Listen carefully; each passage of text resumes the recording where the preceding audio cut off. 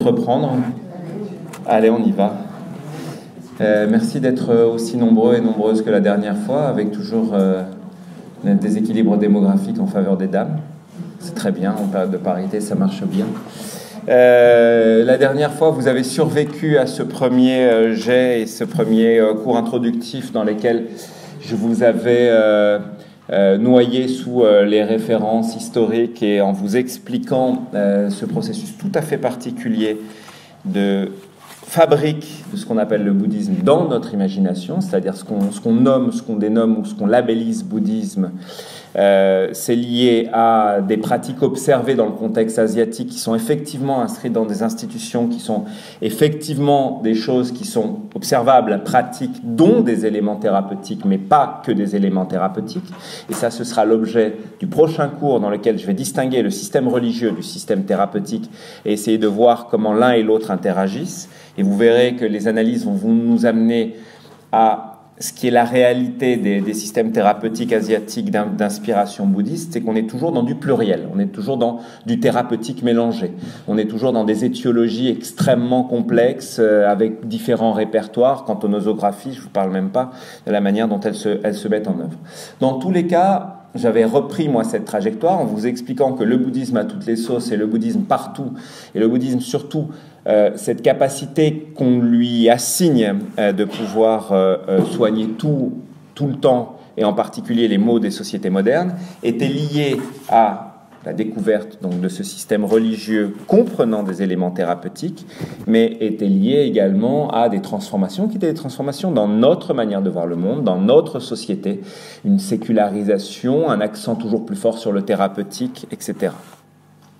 Donc j'avais brossé le portrait ou l'arrière-plan social, idéologique, culturel pour vous montrer que on ne peut pas comprendre ce qui se passe autour des religions asiatiques et notamment du bouddhisme, leur succès, la manière dont elles colonisent les espaces, du thérapeutique entendu dans son sens large, c'est-à-dire dans les institutions mêmes, mais à la marge, et dans tout ce qui est de l'ordre des médecines alternatives où elles marchent extrêmement bien, si on n'a pas ces éléments de background, si on n'a pas ces éléments de retour sur contexte. Mais tout n'est pas contexte, c'est-à-dire moi je fais partie des gens qui pensent que ça n'est pas seulement lié à des histoires de pensée occidentale, de transformation. Tout n'est pas notre imagination. Il y a effectivement dans le système bouddhiste ou dans les systèmes bouddhistes des idées, des concepts, des représentations, et évidemment, donc pour le prochain cours, des pratiques. Aujourd'hui, on va travailler essentiellement sur les représentations qui sont à l'origine de cette emphase exagérée sur le thérapeutique. C'est ça qui est important aussi de voir. D'où un retour aujourd'hui un peu épuisant et un peu fatigant sur les concepts clés, sur les piliers théologiques du bouddhisme, qu'on va reprendre à partir de termes essentiellement empruntés au sanskrit, pour ne pas vous noyer dans des versions vietnamiennes, chinoises, tibétaines ou autres, puisque la littérature bouddhiste est une littérature extrêmement riche et surtout plurilingue. Cours qui s'appelle donc « Souffrance et bonheur » selon les enseignements du Bouddha et les écoles de pensée bouddhistes. Mais ça, vous l'avez vu affiché sur le site, donc c'est peut-être pas la peine de le reprendre. L'important, c'est de reprendre le couple conceptuel qui est affiché ici, « Souffrance et bonheur ». Souffrance et bonheur selon les enseignements du Bouddha.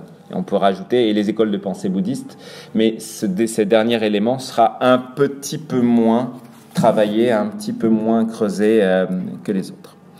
Donc j'aimerais revenir avec vous sur tout un tas d'idées ou de représentations, de publications, de productions qu'on trouve dans les médias papier, médias audiovisuels, médias hypertextuels, nous expliquant de long en large, livres, reportages et interviews à la clé, que le bouddhisme, c'est la clé du bonheur. Et même les grands spécialistes, dont un collègue et ami qui enseigne à l'université Louvain-la-Neuve en Belgique, s'est fendu dernièrement d'un livre et d'un certain nombre de réflexions autour de l'idée qui est loin d'être nouvelle, que le bouddhisme, ce serait un chemin du bonheur. Donc un chemin du bonheur, c'est-à-dire une sorte de cadre dans lequel on pourrait trouver des éléments qui sont des éléments de stabilisation de nos angoisses, des éléments de réduction de notre stress ordinaire, Et évidemment, ce bain de bonheur qui est un petit peu, comment dire ça, c'est un petit peu à la Aldous Huxley, quoi. On baigne dans un bonheur un peu euphorique que certains ont critiqué de manière un peu rude. Je pense notamment à ce livre formidable, très critique de Pascal Bruckner qui s'appelle L'euphorie perpétuelle, donc je vous conseille absolument la lecture, qui nous a expliqué l'impératif du bonheur. On vit dans des sociétés où on est obsédé par le bonheur, c'est une construction idéologique et culturelle, on est obligé d'être heureux. Or, sur cette vague de l'obligé d'être heureux, donc s'inscrivent des mouvances bouddhistes ou néo-bouddhistes, mais c'est vrai que dans le bouddhisme, il y a des éléments qui sont des éléments de création, d'entretien de quelque chose qu'on pourrait appeler le bonheur.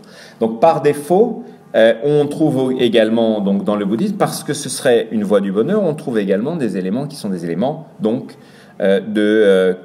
disons, prophylactique par rapport aux maux psychiques et aux maux biologiques des individus modernes, et on trouve des éléments qui sont des éléments curatifs. J'insiste sur ces deux points parce qu'on va y revenir régulièrement, et notamment dans les 3 prochains cours, sur l'idée que la pratique du bouddhisme ou de certains éléments du bouddhisme associés à des pratiques strictement thérapeutiques dans les systèmes médicaux asiatiques d'inspiration bouddhiste, il y a toute une médecine qui est une médecine... alors, il y a une médecine des rituels et une médecine des remèdes. Vous verrez comment l'une et l'autre s'articulent de manière assez différenciée, ce qu'on peut appeler ici la pharmacie et la médecine.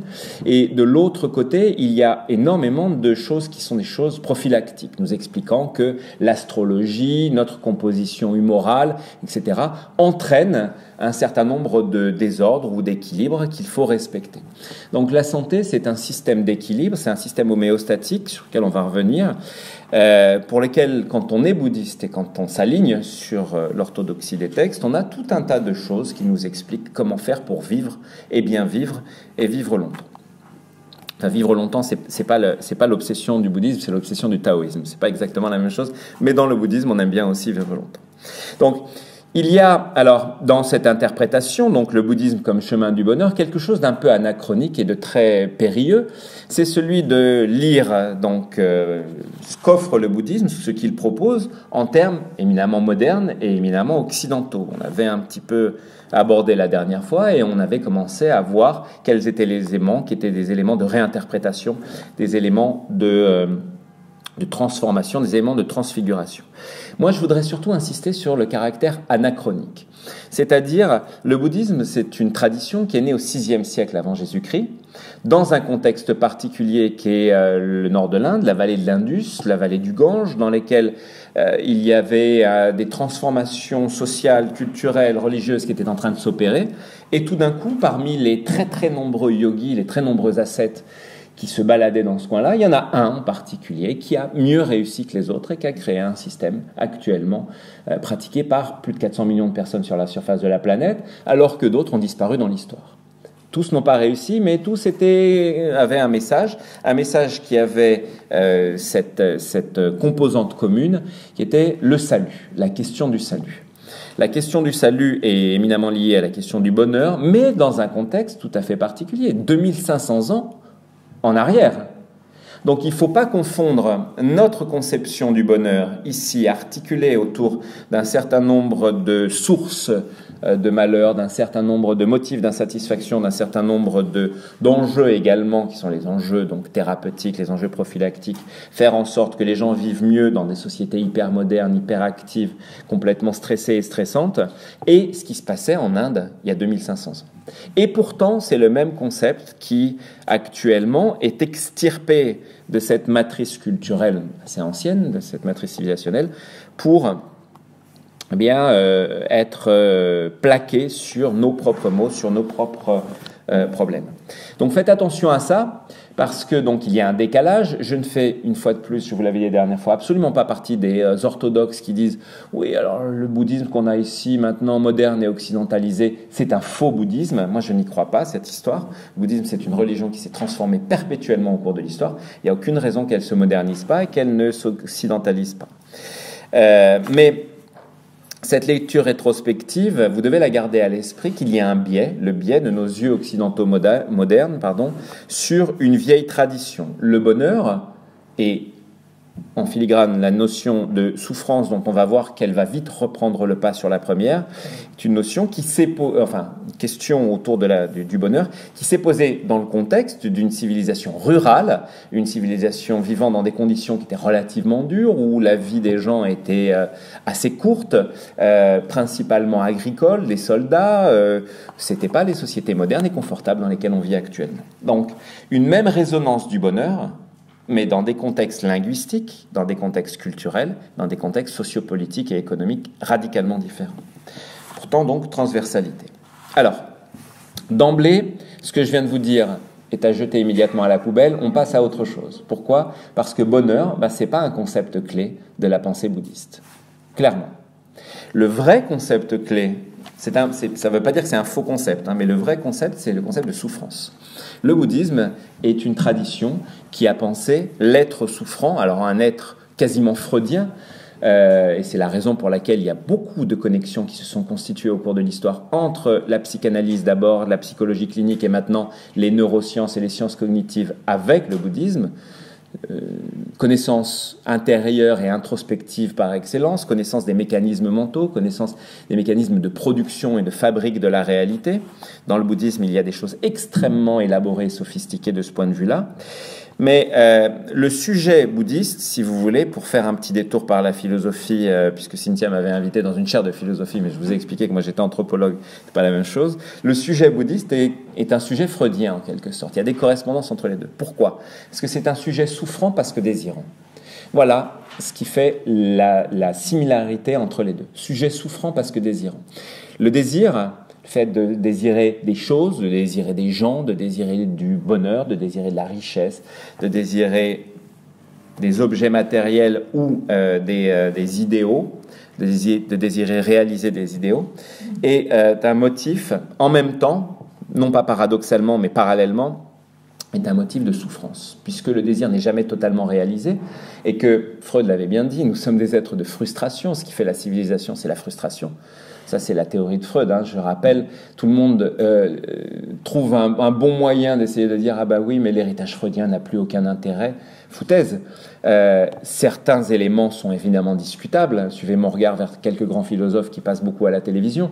Mais d'autres éléments sont à conserver. Et le fait que la civilisation est source de frustration, qu'on ne peut pas tout avoir, et que notre socialisation crée chez nous du désir, un désir qui n'est jamais totalement satisfait, et donc de la frustration, et des mécanismes mentaux et sociaux de régulation de la frustration, c'est quelque chose qui est éminemment d'actualité, de mon point de vue, et qui ne peut pas être jeté comme le bébé avec l'eau du bain, si vous voulez. On ne peut pas jeter le bébé frustration avec l'eau du bain freudienne. J'ai essayé ça, c'est pas très joli. Dans tous les cas, donc, l'ontologie bouddhiste, c'est-à-dire la philosophie essentialiste du bouddhisme, l'ontologie, c'est que le bonheur est toujours un bonheur par défaut. Ce qui fait excès, ce qui fait réalité, c'est une réalité d'ailleurs par nature, une réalité existentielle, une réalité presque sartrienne qui occupe la totalité de notre existence, c'est la souffrance. La souffrance qui a été énoncée dès avant le Bouddha lui-même par ses maîtres, mais que le Bouddha a repris et a constitué comme le cœur de sa théologie, se dit en sanskrit, ça se dit dukkha. D-H-U-2-K-H-A. Dukkha. C'est le cœur de ce qu'on appelle les 4 nobles vérités dans le bouddhisme. Donc dukkha, ça veut dire la souffrance est, elle existe. Elle est éternelle, elle s'inscrit dans la totalité des éléments de notre existence, éléments cosmiques, comment l'univers est organisé, éléments de notre vie ordinaire. Et donc, je suis allé un peu vite, donc dukkha, qui s'inscrit sur l'arrière-plan donc, d'une autre notion qui est une notion essentielle, c'est la notion de dharma, D-H-A-R-M-A. Alors voilà, le mauvais professeur qui n'a pas préparé son PowerPoint et qui est obligé de donner le libellé de l'ensemble des termes. Donc dharma, ça veut dire ordre, et cosmos. Le dharma, si vous voulez, puisqu'on est dans le cadre d'une religion cosmique, c'est que l'univers est à la fois incréé et créé. Donc, si vous êtes aristotélicien et que vous pensez que les choses, une fois qu'elles existent, elles ne peuvent pas ne pas exister, pensez autrement. Dans le bouddhisme et dans les religions asiatiques, les choses existent et n'existent pas en même temps. Donc, le principe de l'identité du tiers exclu, ça part en vrille.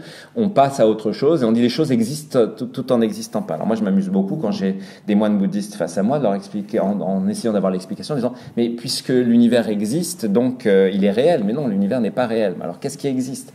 La non-réalité existe. Ah, très bien. Bon, alors une fois qu'on a une non-réalité, quel est le statut de la non-réalité par rapport à la réalité? La non-réalité n'existe pas, mais c'est ce qui fait qu'elle existe. Ah, très bien. Alors on avance comme ça. On passe de bonnes soirées, je vous assure. On s'amuse beaucoup. On y arrive.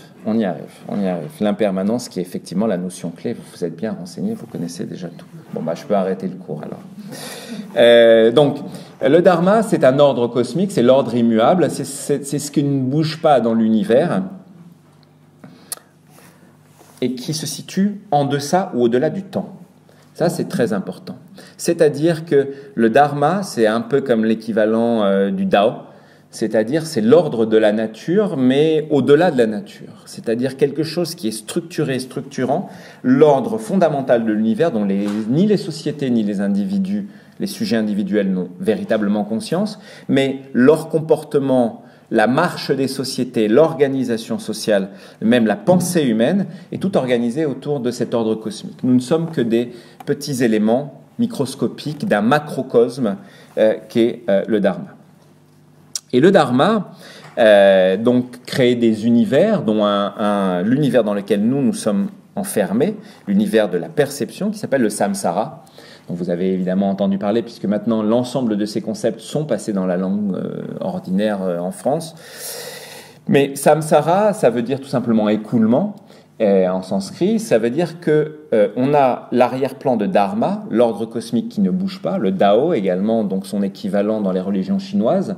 Attention à ne pas confondre, le taoïsme n'est absolument pas un équivalent du bouddhisme, c'est aussi une philosophie, une pensée très très élaborée qui pense plusieurs niveaux de la réalité. Il y a la réalité non saisissable, l'ordre du monde, et la réalité saisissable dans laquelle nous vivons.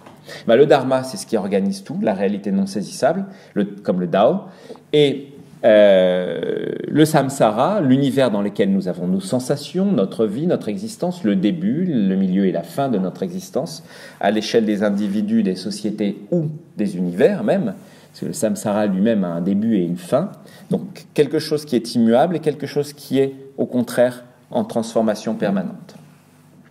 Et puisque nous vivons, nous, dans le samsara, dans cet univers d'écoulement, où toute chose étant régie par l'histoire, elle se donne à voir comme une manifestation, comme une illusion. C'est très, je ne sais pas jusqu'où Cynthia est allée dans la philosophie, mais on est véritablement dans la phénoménologie. Les phénomènes existent, ils surgissent dans notre conscience, puis ensuite ils disparaissent, ils se diluent, ils se dispersent, puis d'autres arrivent, et ainsi de suite. La pensée bouddhiste, c'est une pensée du mouvement permanent. D'où impermanence, on va y arriver. Du mouvement permanent, c'est-à-dire les choses se créent et elles disparaissent immédiatement. Si par malheur, et par malheur c'est l'ordre des choses pour les êtres humains que nous sommes et pour les êtres vivants en général, nous nous attachons à ces choses, aux personnes, aux objets, à la richesse, au plaisir d'un fruit, au plaisir d'un plat, à la joie de, d'avoir des amis ou des enfants, etc., etc. Alors, puisque ces choses-là sont nécessairement éphémères parce que dans le flux du samsara, nous allons souffrir. Voilà l'arrière-plan philosophique de la notion de dukkha. Tout individu, puisqu'il est inscrit dans le samsara, est destiné à souffrir. C'est vachement sympa le bouddhisme quand même. C'est-à-dire déjà on part, boum, on se retrouve dans une situation où de toute façon nous ne pouvons pas y échapper. Aussi, on peut y échapper. On peut y échapper à cette souffrance globale, ontologique et existentielle, puisqu'il existe une solution, Nirodha, ça s'appelle, la voie, la sortie. Et la sortie, c'est la voie bouddhiste, c'est l'ascèse bouddhiste, c'est devenir moine. On va y revenir en détail. Donc une souffrance qui est une souffrance globale, ontologique et existentielle. C'est pas la souffrance des petits bobos, c'est pas la souffrance traumatique non plus des accidents ordinaires du corps. C'est une vraie souffrance philosophique qui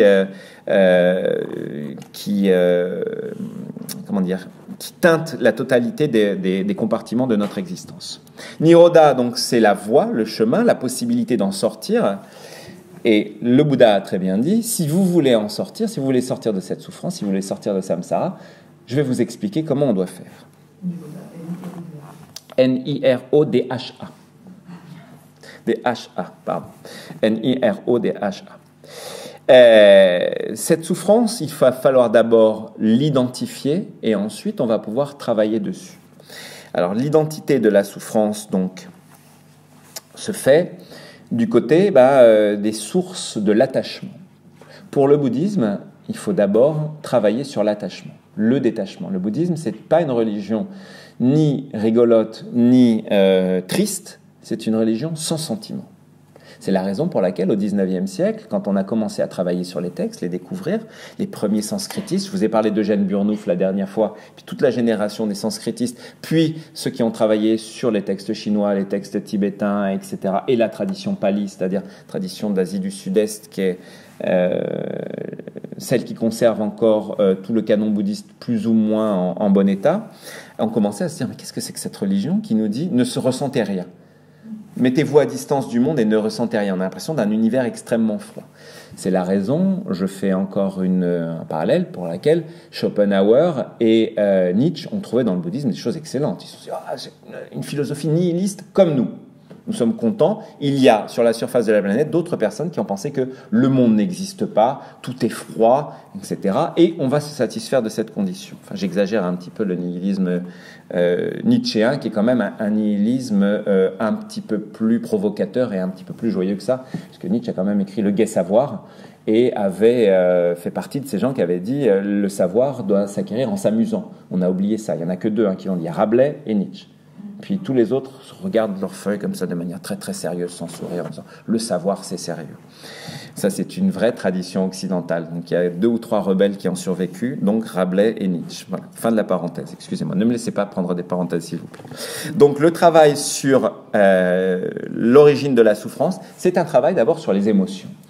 Dans le bouddhisme, ou du moins dans une certaine forme de bouddhisme, le bouddhisme monastique, le bouddhisme savant, non pas le bouddhisme populaire ou vécu dont j'ai parlé la dernière fois, travaille sur donc, ce détachement à partir de ce qu'on appelle les 3 poisons. Il y a 3 poisons de l'esprit. C'est une manière de se détacher de l'esprit.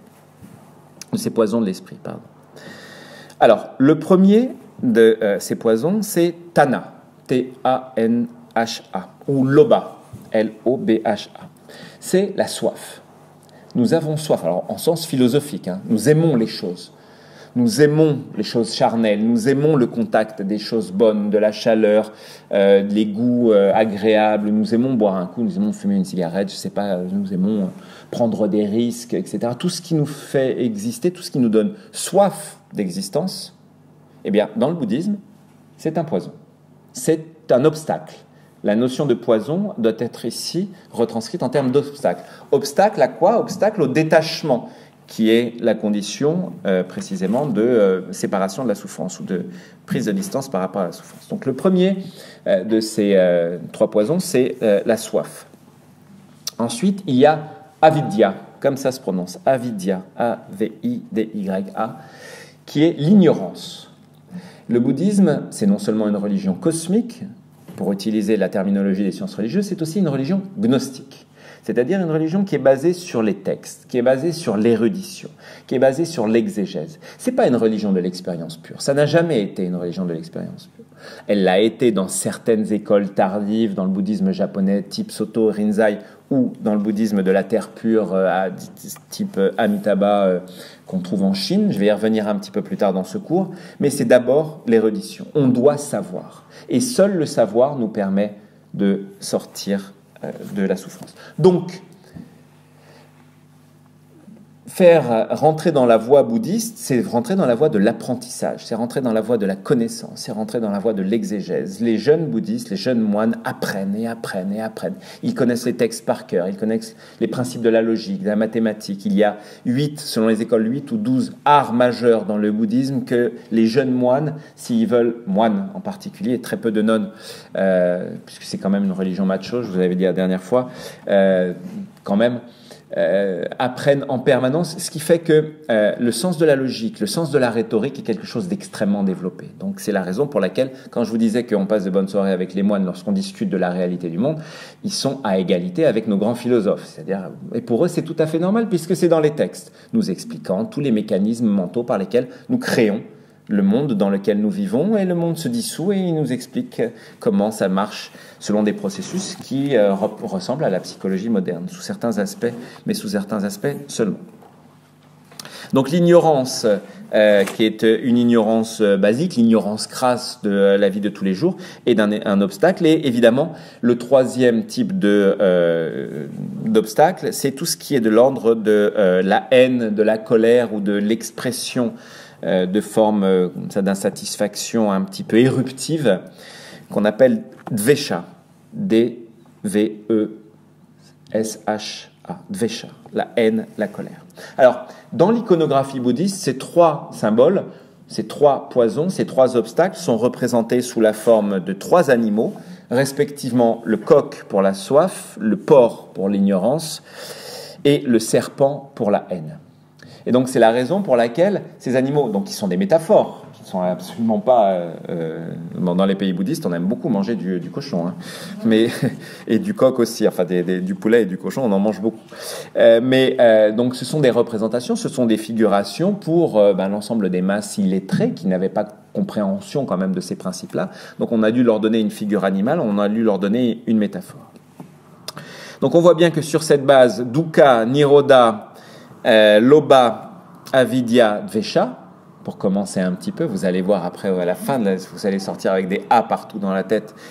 Et je me souviens d'avoir donné un cours sur le bouddhisme à l'université où j'avais sorti le maximum de termes que je pouvais avoir. Et à la fin du cours, il y a un jeune étudiant qui vient me voir désespéré. Il me dit « Est-ce qu'on est obligé d'apprendre tous les mots, monsieur ?»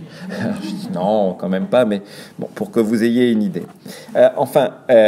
Pour nous et pour vous ici, ce qui est important, c'est qu'on voit bien qu'il y a un travail introspectif qui se situe du côté des sentiments et des émotions. Le bouddhisme est très puissant à expliquer les mécanismes mentaux, et dans les mécanismes mentaux, le point faible de l'être humain, c'est tout ce qui est de l'ordre du psycho-affectif. C'est-à-dire, c'est ce qui est vraiment son talon d'Achille, c'est ce qui est vraiment le réceptacle de la souffrance. Lorsque nous maîtrisons donc les mécanismes mentaux de construction du monde, lorsque nous maîtrisons cette connaissance, lorsque nous prenons conscience que les choses vont s'arrêter, qu'elles n'ont pas d'existence, qu'elles sont éphémères, etc., eh bien là, on peut commencer une mise à distance qui est une neutralisation des sentiments. C'est ça que propose le bouddhisme ascétique, une neutralisation des sentiments. Alors quand même, avant d'avancer un petit peu plus loin, je voudrais quand même reprendre en arrière-plan donc du bouddhisme. Quand je vous dis le bouddhisme, en fait, il y a une multitude d'écoles, il y a une multitude de branches, de ramifications, voire même des maîtres isolés qui ont eu leur propre enseignement, puisque en fait, la particularité du bouddhisme, c'est justement, ça s'appelle sashana. Sashana, ça veut dire c'est un enseignement, c'est quelque chose qu'on transmet. Or, le problème, c'est que transmettre, c'est transformer.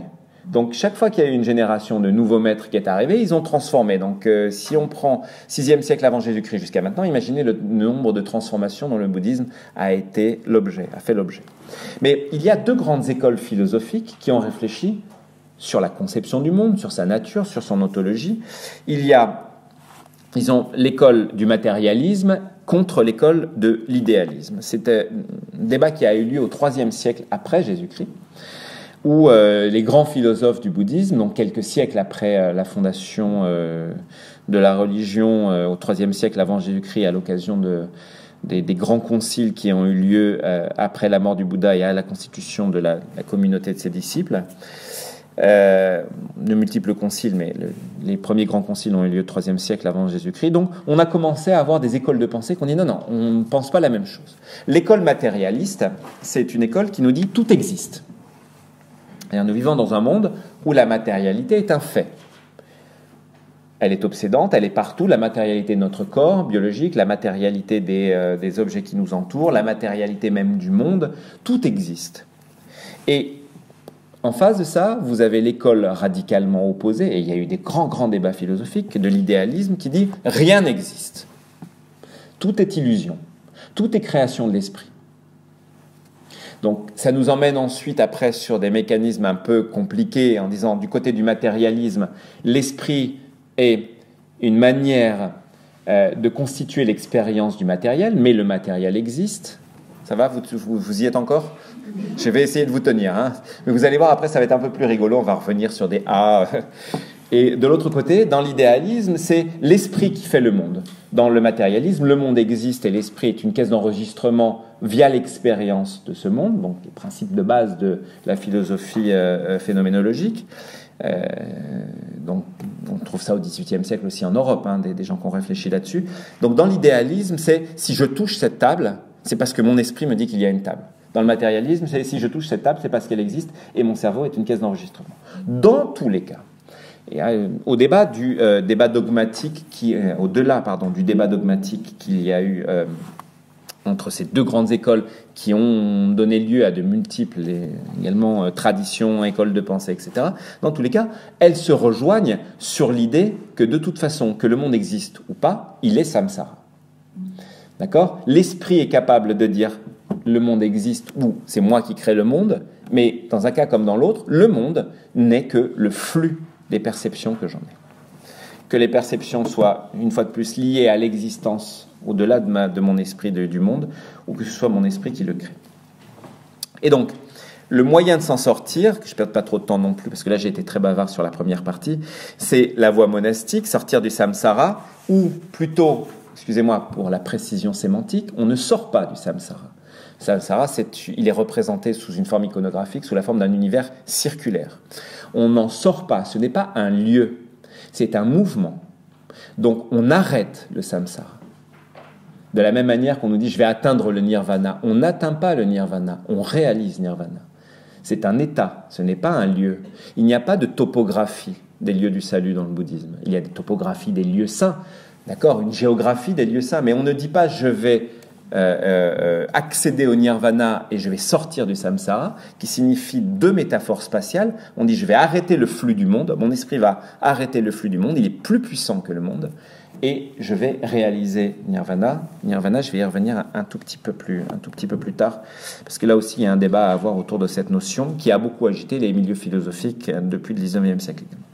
Donc, la voie monastique, la voie du renoncement, du détachement, de l'étude, de l'austérité, qui suppose quand même des conditions d'existence, qui sont des conditions d'existence rudes.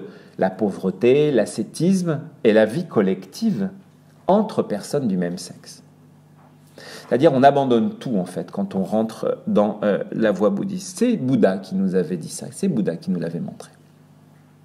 Bouddha qui vivait dans le confort, qui était un prince, qui avait une femme, des enfants, dont un d'ailleurs qui est devenu l'un de ses disciples, qui vivait dans une richesse absolue, et ses parents, Bouddha, étaient tellement protecteurs à son endroit qu'il l'avait enfermé dans un gigantesque palais où il vivait richement, il avait tout ce dont il avait envie, les plus jolies choses, les mets les plus délicieux, il était entouré de jeunes gens qui étaient toujours jeunes pour éviter justement de lui montrer l'image de la décrépitude des corps vieillissants. Il n'était entouré que de gens qui étaient en très bonne santé pour éviter la confrontation avec la maladie. Et évidemment, il n'avait aucune idée de ce qui se passait à l'extérieur. La pauvreté, la mort, la famine, les épidémies, etc., qui touchaient le petit peuple comme on peut avoir dans toute grande civilisation rurale où il y a entassement de population dans les mêmes zones urbaines. Vous voyez, au premier millénaire avant Jésus-Christ, le bassin de l'Indus, c'était une des grandes zones de concentration démographique, une des grandes zones d'urbanisation du nord de l'Inde. Et évidemment, quand vous mettez des millions et des millions de personnes là, vous avez tout un tas de choses qui se transmettent, et notamment les microbes très facilement. Vous le savez déjà mieux que moi. Donc, d'ailleurs, Bouddha lui-même, à l'occasion donc d'une sortie de son château, a rencontré les signes qui vont être les signes annonciateurs de son renoncement. Il se promène dans la rue, comme ça, il est porté sur un char, il est entouré de tout son aéropage de jeunes gens beaux, musclés, aux dents blanches, souriants, etc. Puis tout d'un coup, au-delà, dans la foule, il commence à voir des gens avec le visage tout fripé, les cheveux perdus, il leur manque des dents. Qu'est-ce que c'est que ça? Les jeunes gens lui disent, mais comment, Bouddha, tu ne sais pas? Ce sont des gens, on appelle ça des vieux. La vieillesse, j'ignorais ça. Alors, après, il voit des gens qui sont recroquevillés sur eux-mêmes, qui toussent, qui crachent du sang, qui sont en mauvaise santé, qui ont vraiment le corps extrêmement marqué par la souffrance. Mais qu'est-ce que c'est que ça? Ce sont des malades. La maladie, donc, ça existe. Vous voyez, dans Little Buddha, donc je vous conseille, vous l'avez vu, hein. Donc, on a un bel acteur américain qui dit « what is this ?» Donc, il est complètement étonné. Et évidemment, le dernier signe le plus important, c'est le signe... Il voit un cadavre et là, donc, il se rend compte que, à l'extérieur de ce monde d'illusions qu'on a constitué autour de lui, la maladie, la mort, la vieillesse, la souffrance occupent la totalité de notre vie ordinaire. Mais les gens continuent à vivre. Et Bouddha se dit, si c'est ça la vraie vie, je vais sortir, moi, de mon monde d'illusions, et je vais tout abandonner. Et il a effectivement tout abandonné, femme, enfant d'ailleurs, hein, qui l'ont rejoint après. Mais il a tout abandonné, il a tout laissé derrière lui. Donc Bouddha, c'est quand même quelqu'un qui est en abandon de domicile, selon la loi française. Hein. Oui, donc il faut le rattraper tout de suite et lui faire payer tout ce qu'il doit payer. Trêve de plaisanterie, je raconte n'importe quoi. Trêve de plaisanterie, donc être moine... Sur l'exemple du Bouddha, donc là aussi, l'une des autres catégories du bouddhisme, c'est une religion qu'on qualifie une religion de l'exemplarité. C'est-à-dire qu'on doit suivre le chemin tracé par Bouddha, on doit l'imiter. Ce n'est pas une religion de la révélation. Il y a effectivement des choses qui sont énoncées à propos du monde, sont énoncées à propos de la réalité de l'ordre du monde, de son déroulement, de son début et de sa fin, qui n'a pas beaucoup intéressé d'ailleurs ces questions de longue durée, l'origine du monde et la fin du monde n'intéresse pas beaucoup le bouddhisme. Ce qui intéresse le bouddhisme, c'est comment le faire cesser ici, le monde, pour que la souffrance s'arrête maintenant, ici et maintenant. Et donc, rigueur donc, du dénuement et rupture avec les liens sociaux. Donc, rentrer dans le bouddhisme, c'est une souffrance. C'est abandonner son confort et abandonner les liens sociaux sur lesquels on avait constitué son identité. Abandonner les liens familiaux, on est extirpé de sa famille, on abandonne papa, maman, frère, sœur et tout le reste pour aller se mettre en communauté de gens qui ont la même catégorie d'âge, ont le même sexe, et en plus, c'est rentrer dans un processus d'annihilation de son identité sexuelle. Tout le monde a le crâne rasé. Il n'y a plus de différence. Il n'y a plus de cheveux longs et de cheveux courts. Il n'y a plus d'hommes et de femmes. Tout le monde est en robe. Il y a une sorte de transformation par le collectif d'un sujet complètement anonyme qui va se fondre dans la communauté comme il va se fondre dans l'univers. L'objectif, c'est de se fondre. C'est d'arrêter de s'attacher. C'est de ne pas avoir peur de ne plus être quelqu'un. Pour nous, c'est effrayant. Ça signifie la mort, la fin d'identité, la fin de moi en tant que sujet. Mais dans le bouddhisme, c'est l'idéal. Arrêter d'être un sujet, se fondre dans l'univers, ne plus être qu'un élément dilué dans le cosmos, parce que c'est ça la réalisation. Donc on comprend bien que ça se situe aux antipodes de notre propre conception de ce qu'est l'univers, la personne, etc. Et que donc ça pouvait avoir un aspect un peu effrayant quand même pour les philosophes du 19e siècle qui disaient « mais qu'est-ce que c'est que ce truc-là qui nous dit il faut dissoudre le sujet ?» Alors, pourquoi ? Parce que tout simplement ce qu'on appelle la communauté de moines, sangha, crée des conditions qui sont les conditions de détachement. Si moi je suis à la maison, que j'ai ma famille, qu'il y a des obligations ordinaires de vie économique, de vie sociale, de vie professionnelle, comment voulez-vous que je me détache du monde ? Non. Alors, évidemment, aucune société n'est capable de vivre en extirpant de son ordre social une grosse part démographique de sa population. Donc il y a des taux tout à fait particuliers. Il y a des sociétés dans lesquelles on a extirpé, on a sorti beaucoup d'hommes. C'est souvent des hommes. Donc imaginez, on les retire du marché matrimonial. Donc c'est ça de force en moins de bras en moins dans les champs, c'est ça de bras en moins pour lever des armées, et c'est surtout des familles en moins qui sont des familles qui, elles, vont continuer à faire travailler l'économie du pays pendant que d'autres vont être complètement vouées à la vie monastique, à l'érudition. Donc, il y a des taux qui sont quand même des taux assez bas. Donc, je vous l'avais expliqué la dernière fois, il y a 1% seulement de la population totale du bouddhisme, des bouddhistes ou du bouddhisme, qui sont des moines. 1% seulement. C'est très très peu. Ça veut dire que 99%, ce sont des bouddhistes laïcs, comme vous et moi. Donc, tout ce dont je parle ici, ce sont des idéaux qui concernent une élite monastique, celle des ascètes. Et c'est cette image-là que nous avons en tête lorsque nous parlons du bouddhisme. Évidemment, prenez l'avion, allez vous promener dans un pays bouddhiste, et j'ai eu l'occasion de discuter avec une ou deux personnes la dernière fois, à propos de l'Asie du Sud-Est, et les choses sont radicalement différentes. On voit un bouddhisme dévotionnel, un bouddhisme de la foi, un bouddhisme de la croyance, un bouddhisme de la festivité, qui n'a rien à voir avec ce qui se passe, pas toujours à voir avec ce qui se passe dans les monastères. Bon, j'avance vite. Donc, conditions de rupture, ces conditions donc de détachement, de mise à distance des formes de l'attachement, les nidana, N-I-D-A-N-A, l'attachement, et dans l'attachement, il y a l'attachement des formes, rupa, c'est-à-dire la manière de saisir le monde, de le construire psychologiquement. Je vais aller vite parce que là, il est déjà 7h moins le quart. Je me suis rendu compte que j'ai perdu beaucoup de temps et j'en suis à la page 3 sur les 12 que j'ai à vous dire. Accrochez-vous. Bah oui, j'ai préparé le cours. J'avais quand même pas laissé les mains vides. Regardez, tout est là. Donc la conscience vijnana, l'attachement upadana, etc., etc. Bon, c'est pas grave. Enfin, je vous donnerai des éléments qui sont des éléments bibliographiques, ou je vous donnerai la récapitulation de mes notes si vous voulez comme support. L'important, c'est que dans le bouddhisme, il y a plusieurs modèles de salut. Il y a plusieurs modèles sotériologiques. Il y a une grande voie et une petite voie. La grande voie, c'est la voie des moines, c'est-à-dire immédiatement, Bouddha a dit, ceux qui veulent rentrer dans la voie vont devenir des bhikshus. Bhikshu, ça veut dire moine, ça veut dire un ascète. Ça veut dire quelqu'un qui vit hors du monde. Mais, donc lui, il est dans la grande voie, c'est-à-dire celui qui va directement à l'érudition, celui qui va directement à une forme de détachement. Par rapport à nous, pauvres upashaka, nous sommes des upashakas, c'est-à-dire nous sommes des laïcs. Et nous avons beaucoup moins d'obligations. On n'est pas obligé de rentrer dans les ordres, on n'est pas obligé de se raser le crâne, on n'est pas obligé non plus d'avoir tous les vœux qui sont les vœux que prennent les moines. Mais si on rentre dans la voie du bhikshu, la voie du moine, alors on va rentrer dans un processus de transformation de l'esprit. Et l'objectif de cette transformation de l'esprit, c'est la reconnaissance du caractère illusoire du monde, c'est-à-dire on l'a utilisé tout à l'heure, de son impermanence. Anicca. A-N-I-C-A. Anicca. L'impermanence. Le monde est impermanent. Tout va changer. Tout changera tout le temps. Et c'est la raison pour laquelle nous souffrons.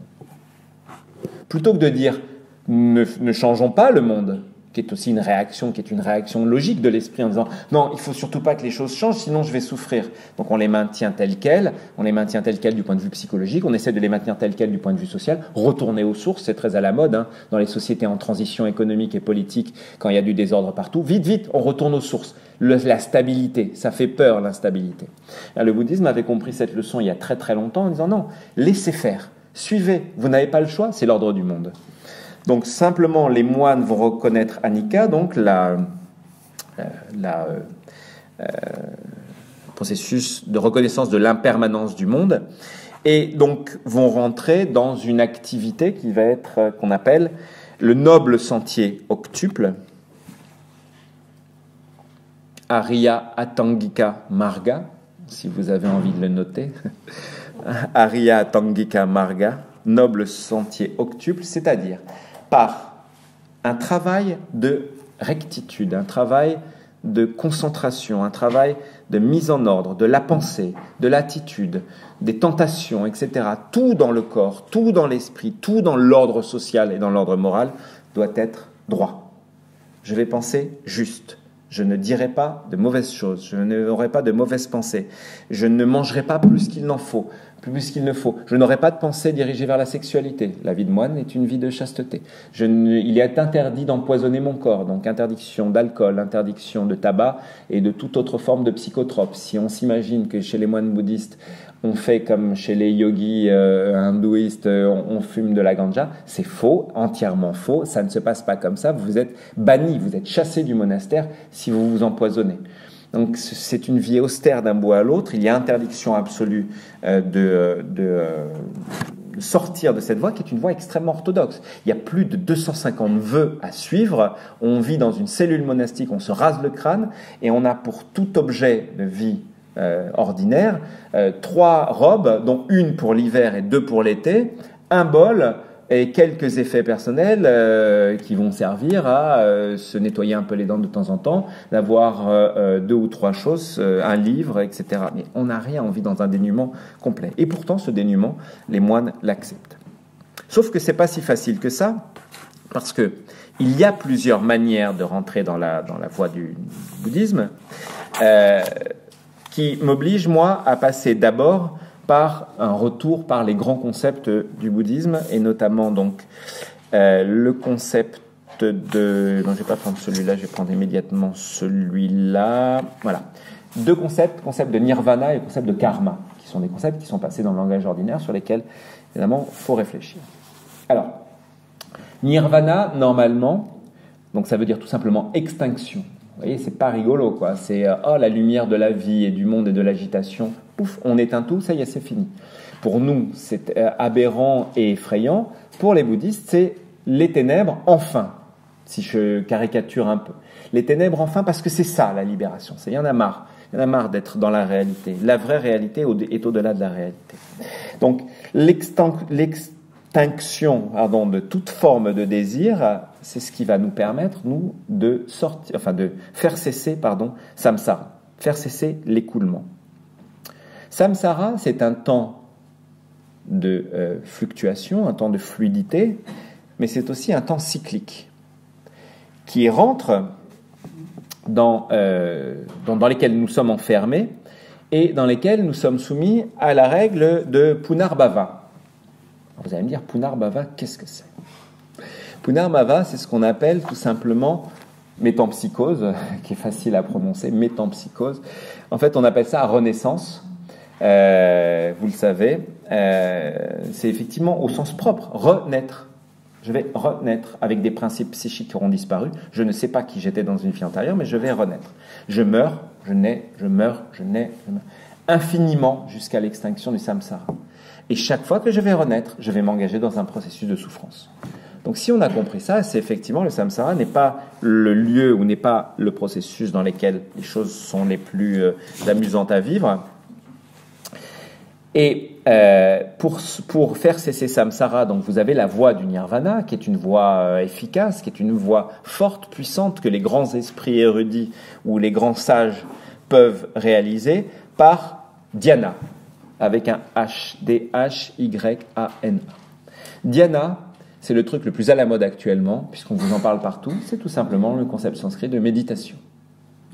Dhyana, méditation. Dhyana, méditation, c'est le contexte global, avec une vue religieuse, c'est pas la méditation pour se sentir bien le matin avant d'aller au travail ou le soir en revenant, ou la méditation du week-end. C'est la méditation, je veux faire cesser le monde. Donc il faut d'abord que mon corps s'arrête et je fasse stopper le mouvement du corps, et ensuite je fais stopper le mouvement de l'esprit.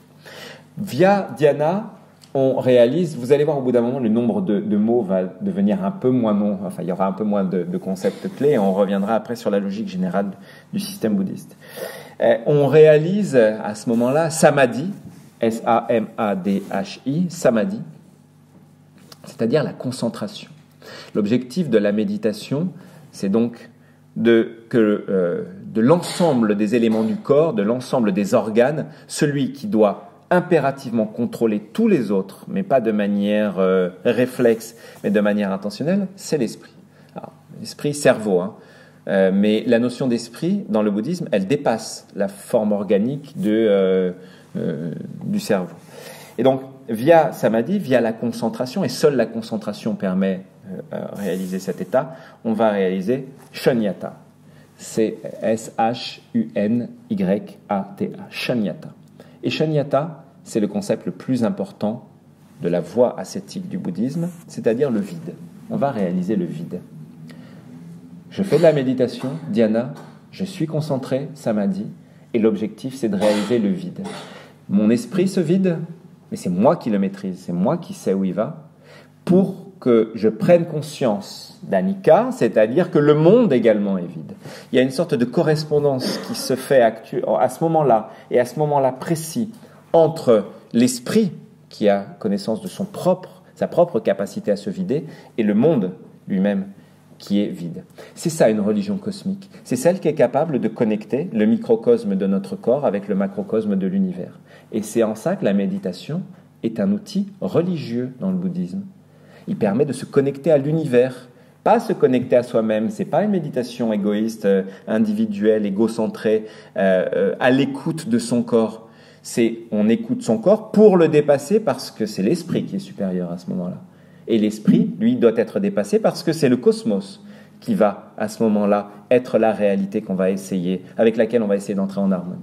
C'est la raison pour laquelle, une fois de plus, si on devait définitivement inscrire le bouddhisme dans une classification, on dirait c'est une religion cosmique. Via la méditation, à l'échelle des individus, le microcosme rencontre le macrocosme par cette voie. Alors, ça, nirvana, c'est pour les bhikshus, c'est pour les gens qui sont bien rentrés dans la voie, dans le marga, dans la voie monastique. Mais pour nous, pauvres upashaka, pauvres personnes ordinaires qui continuons à avoir femme, enfant, ou mari, enfant, travail, obligation de payer son loyer, etc., d'aller faire les courses avant, le soir, blablabla. Qu'avons-nous ? Nous avons karma. Alors karma, c'est un concept qui est extrêmement intéressant parce que karma, ça veut tout simplement dire action. La traduction occidentale, en général, c'est les fruits de l'action. On dit, oui, tu as un mauvais karma ou c'est un mauvais karma. Non, karma, ce n'est pas le résultat de l'action dans la conception bouddhiste. C'est l'action. Je fais karma. J'agis sur le monde. Le bouddhisme, c'est à la fois une religion de contemplation et une religion d'action. Je vais intentionnellement faire des choses. Alors, quelle est l'action en particulier ? Donc, le bouddhisme, il m'est arrivé dans un article publié dans une revue américano-japonaise de dire le bouddhisme, c'est une sorte de capitalisme symbolique, capitalisme religieux. Qu'est-ce qu'on fait avec karma ? On accumule des choses. On accumule quoi ? On accumule punya, P-U-N, tilde, espagnol, A. Punya. Punya, c'est des mérites. C'est une religion du mérite. Je vais faire une bonne action, je vais donner aux pauvres, j'accumule un petit peu de punya. Je vais prier la figure du Bouddha, j'accumule un petit peu de mérite.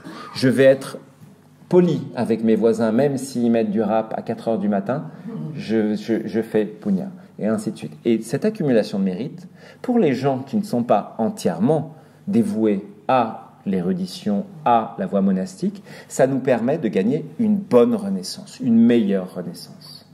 Donc, vous voyez, même nous, pauvres laïcs, nous avons la possibilité quand même de gagner un petit peu de salut, d'avancer, même si on n'a pas le caractère extrêmement direct qu'on peut avoir dans le bouddhisme, dans la voie de nirvana. Alors évidemment, tout ça, ce sont des idéaux qui sont des idéaux très généraux, parce que les anthropologues, quand ils se sont baladés en Asie, qu'ils ont commencé à étudier ça de manière directe, au contact du terrain, se sont rendus compte que même chez les grands moines, il y avait un travail de karma, c'est-à-dire ce petit travail d'accumulation, et c'est la raison pour laquelle, vous voyez, les moines bouddhistes, ou les bouddhistes dévots, se promènent avec un rosaire qu'ils égrènent en permanence. Et d'ailleurs, c'est très étonnant parce que vous mettez un musulman et vous mettez un bouddhiste, les deux se promènent avec son rosaire. Donc il y a cette même capacité d'accumulation, cette même logique d'accumulation, qui est celle d'accumulation des mérites. Alors on récite des mantras, on fait des prosternations, et à chaque fois on les accumule, selon une numérologie qui est une numérologie assez classique, puisqu'il faut 108 graines sur le rosaire, qui est un des nombreux chiffres qu'on retrouve dans de nombreuses traditions spirituelles ou de nombreuses religions, un chiffre sacré. Et donc, une fois qu'on a fini les 108, on passe, etc. C'est un peu long dans le bouddhisme, notamment dans le bouddhisme de tradition tibétaine, parce que pour arriver à des niveaux de purification du corps et de l'esprit, il faut quand même passer par 100 000 prosternations. Alors, 100 000 prosternations, disent-ils, hein, disent-ils. Donc moi j'ai essayé, je me suis arrêté à 35. Non, j'ai essayé un petit peu plus, mais je suis un piètre méditant, la prosternation, je trouvais ça assez rigolo, parce que c'est un peu plus sportif, et on voit effectivement, il y a des circonvolutions, des promenades, des pèlerinages autour des lieux sacrés, ou dans les grandes traditions du bouddhisme du Nord, je vais revenir là-dessus assez rapidement ici, les pèlerins, pauvres laïcs comme vous et moi, mais aussi quelques grands moines, se promènent en se prosternant en permanence, tous les 3 mètres, une prosternation. Donc ça donne des gens qui ont un certain âge, qui sont de temps en temps des gens très très âgés, et qui ont une carrure très solide, un corps très très tonique, parce que justement le bouddhisme, c'est pas simplement de la contemplation assise, c'est aussi de l'action sur le monde, donc via karma, et c'est aussi des actes méritoires, qui sont des actes de dévotion exprimés sous cette forme. Alors, donc une voie du nirvana et une voie du karma qui peuvent se mélanger mais qui peuvent se distinguer selon vos inclinations personnelles ou selon la tradition dans laquelle vous vous trouvez, avec une unité donc théologique autour des quelques éléments que j'ai posés, mais ce sont des éléments de connaissance générale, parce qu'évidemment les grandes philosophies du bouddhisme sont nettement plus compliquées que l'effort de vulgarisation que j'ai essayé d'en faire ici, de nombreuses variations scolastiques. Mais disons qu'il y a 2 grandes familles du bouddhisme, le bouddhisme qu'on appelle du Sud et le bouddhisme du Nord. Le bouddhisme du Theravada, dont je vous avais parlé la dernière fois, le bouddhisme dit de l'école des anciens, aussi appelé Hinayana, le petit véhicule de progression, donc on trouve en Asie du Sud-Est, c'est-à-dire qu'on trouve partout où les robes sont pourpres, vous êtes en pays Theravada ou en pays Hinayana, c'est-à-dire on a Sri Lanka, Asie du Sud-Est, sauf le Vietnam, donc Thaïlande, Laos, Cambodge, etc., etc. Et ensuite vous avez le bouddhisme du Nord, qui est apparu plus tardivement dans l'histoire, qui est le bouddhisme Mahayana, le bouddhisme du grand véhicule, le bouddhisme qui s'affirme plus efficace, qu'on trouve dans les écoles chinoises, tibétaines, japonaises et coréennes. Donc, il y a ces 2 grandes familles qui sont liées à la diffusion du bouddhisme, que je ne vais pas reprendre en détail. Le bouddhisme primitif étant né donc au VIe siècle avant Jésus-Christ sous impulsion de Bouddha, a ensuite atteint au IIIe siècle avant Jésus-Christ, 250 avant Jésus-Christ très précisément, a atteint le Sri Lanka, et puis ensuite s'est répandu dans l'Asie du Sud-Est par cabotage, donc par bateau, en passant de port en port. Les bouddhistes adorent se promener sur la surface de la planète, donc ils y vont sans aucun problème. Ils ne sont pas d'ailleurs sous contrôle d'une entité unique et unifiée, comme par exemple la mission chrétienne, la mission catholique, qui disait « vous êtes formés à l'activité de mission, mais il faut rendre compte à Vatican de ce que vous faites sur le terrain ». Non, les bouddhistes, ils partent avec les textes sous les bras, et ils disent « bon, nous, on parle sanskrit, on va le traduire en chinois, comme ça au moins les Chinois vont comprendre. On va le traduire en vietnamien, donc les Vietnamiens vont comprendre, et ainsi de suite ». C'est la raison pour laquelle le bouddhisme s'est répandu dans toute l'Asie du Sud et du Nord, avec des vagues différentes, à partir du IIIe siècle avant Jésus-Christ vers le sud, à partir du 1er siècle après Jésus-Christ vers le nord, contournant le Tibet, en arrivant en Chine au 1er siècle, puis ensuite en pénétrant jusqu'en Corée, 3e siècle, 4e siècle, puis le Japon, 5e, 6e, 7e siècle, et puis ensuite 7e siècle, on ne sait pas pour quelle raison, il est reparti d'Inde et il est allé s'installer au Tibet. Donc il a rayonné dans toute cette grande région-là, et à chaque fois, donc, il y a eu des différences scolastiques, des différences d'école, sauf que, disons, la frontière, c'est la frontière de l'Asie du Sud-Est, disons, la moitié de l'Inde, à partir du sud de l'Inde, et Sri Lanka, et tout ce qui est Birmanie, tout ce qui touche le sud de la Chine, c'est le monde du Theravada, le monde du bouddhisme ancien, le monde du petit véhicule, et tout ce qui est robe grise ou pourpre, j'ai dit une bêtise tout à l'heure, j'ai dit une énorme bêtise. Robe safran, on est dans le sud, robe pourpre, on est dans le nord. Et en plus, c'est filmé, imaginez 2 minutes, ce que je vais prendre. de la part des collègues spécialistes du bouddhisme. Mais tu racontes n'importe quoi. Et ils auront raison. Donc, robe grise ou noire, c'est les bouddhismes du grand véhicule qu'on trouve Japon, Chine, Corée. Corée, c'est aussi des robes de temps en temps un peu bleutées. Robe pourpre, rouge ou violette, c'est celle qu'on trouve évidemment dans le monde tibétain et dans le monde chinois. Robe safran, c'est le bouddhisme du Sud. Ce qui est important, c'est qu'il y a une généalogie des figures du salut.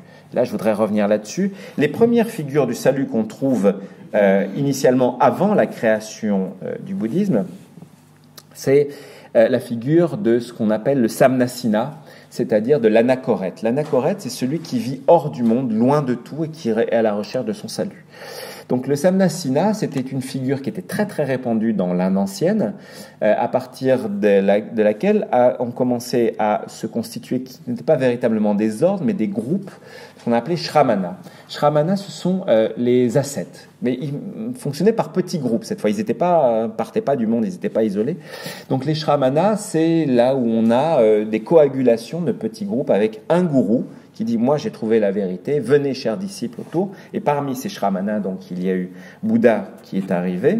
Bouddha lui a créé un ordre, non pas de shramana, mais de bhikshu. Vous suivez toujours ? Non, plus du tout. Hein. C'est pas grave, vous verrez sur les notes ou vous verrez sur la vidéo. Donc, il a créé un ordre de bhikshu. Et la grande puissance du bouddhisme, c'est de s'être organisé sous la forme d'un ordre monastique. C'était pas une petite communauté, c'était pas une secte. Immédiatement, c'est devenu une église.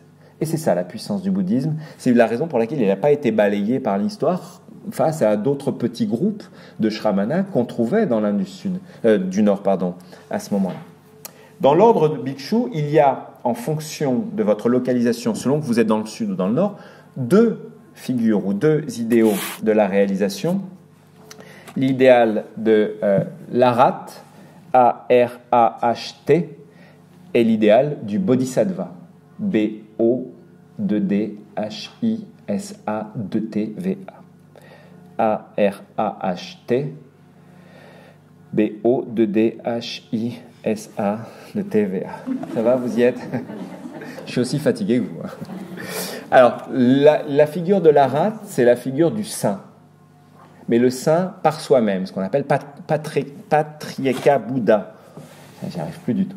Le saint par soi-même. C'est-à-dire que dans les ordres du Theravada, on est dans une logique de réalisation individuelle. Si moi je rentre dans les ordres, c'est surtout parce que je suis à la recherche, selon ce modèle-là, de sainteté. La sainteté, je vais la réaliser dans un contexte collectif, mais je vais la réaliser individuellement. La figure du Bodhisattva, qui existe philosophiquement et théologiquement dans les textes anciens, elle a été développée à partir du 3e, 4e siècle dans les écoles du Mahayana, les écoles tardives du bouddhisme, c'est-à-dire les écoles influencées par le Tantra, les écoles du grand véhicule, les écoles chinoises, japonaises et tibétaines. Là, le Bodhisattva, c'est un saint, mais qui a également une œuvre collective. Le Bodhisattva, c'est un être de lumière, on peut devenir un être de lumière, mais qui, au lieu de réaliser son salut, décide de s'arrêter, ne réalise pas le salut, s'arrête là tout de suite, et décide d'aider les autres à passer dans le salut. C'est vachement sympa quand même. Hein, on est bien d'accord. C'est la raison pour laquelle le grand sociologue Max Weber avait dit à propos du bouddhisme du Nord que c'était un bouddhisme démocratique, et que le bouddhisme du Sud était un bouddhisme élitiste. On n'est pas sûr que ce soit sociologiquement exactement le cas, mais dans les idéaux, c'est vrai. Le bodhisattva, c'est quelqu'un qui œuvre pour la communauté et qui va essayer de faire rayonner sa sainteté pour faire monter tous les autres vers le salut. Tac, tac, tic, tac, tac, tac, tac, tac, tac. C'est bien, j'avance vite. Beaucoup plus vite que prévu, en fait, finalement. Vous allez me dire, bon, tout ça c'est très très sympa, vous nous parlez de souffrance, vous nous parlez de voie monastique, vous nous parlez de réalisation, etc. Mais finalement, pour paraphraser une chanson très à la mode depuis quelques années, il est où le bonheur ? Alors, posons-nous la question, il est où le bonheur ? Alors, ce qu'on peut dire à propos du bonheur dans le bouddhisme, une fois qu'on a dépassé la première phase qui consiste à dire « Ah, c'est une réinterprétation occidentale que de colorer le bouddhisme », voie non pas du malheur, mais de la souffrance. On est bien d'accord. Hein. Le couple conceptuel, c'est souffrance-bonheur et non pas malheur-bonheur.